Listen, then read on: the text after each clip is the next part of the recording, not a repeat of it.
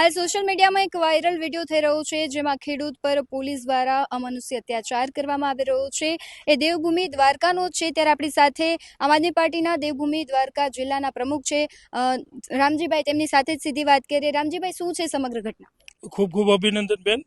આમ તો દેવભૂમિ દ્વારકા જિલ્લામાં છેલ્લા લગભગ 12 થી 13 વર્ષથી આ વીજ પરિવહન, સોલાર અને વિન્ડ પ્રોજેક્ટને લગતા કામ ખૂબ ચાલે છે, પણ આમાં ધીરે ધીરે હવે કંપનીઓ અને તંત્રની મોનોપોલી બદલાતી જાય છે। ખેડૂતોને ગમે તે રીતે અત્યાચાર કરી, દમન ગુજારી અને એમના ખેતરનો મફતના ભાવે ઉપયોગ થાય એ માટે પોલીસ તંત્ર પ્રોટેક્શનમાં આવે છે અને કંપનીઓવાળા ડાયરેક્ટ ખેડૂતો ઉપર હુમલા કરે છે, ધાક ધમકીઓ આપે છે, માથાભારે માણસો દ્વારા હેરાન કરવામાં આવે છે।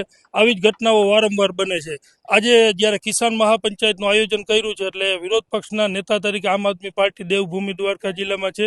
એટલે પોલીસ અને કોન્ટ્રાક્ટરને ખબર કે આજે આમ આદમી પાર્ટીના તમામ નેતાઓ અને સંગઠનના કાર્યકર્તાઓ ત્યાં બધા કામમાં હશે પોતાના આયોજનમાં। એટલે આજે કલ્યાણપુર તાલુકાના જે ખાખેડાથી લીંબડી સુધી એક સબસ્ટેશનની 220 કેવીની લાઈન લઈ જવાની છે, એ માટે છેલ્લા 6 મહિનાથી અમારી નંદાણા અને રાણ ગામના ખેડૂતો માટે લડત ચાલુ છે। તો આજે ભાટિયાથી પોલીસો બંદોબસ્ત લઈ અને એના ખેડૂતો ઉપર ખૂબ અત્યાચાર ગુજાર્યો છે અને ખેડૂતોને જે વિડીયોમાં તમે જોઈ શકો છો, અમુક કોન્ટ્રાક્ટરના માણસો પણ હેરાન કરે છે, હાથચારો કરે છે।